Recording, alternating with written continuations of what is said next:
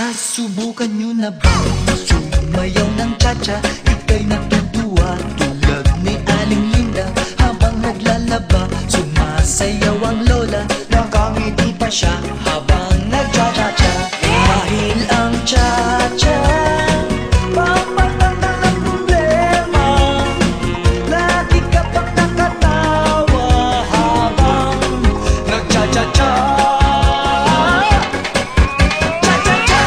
Kaliwat kanan nyo lang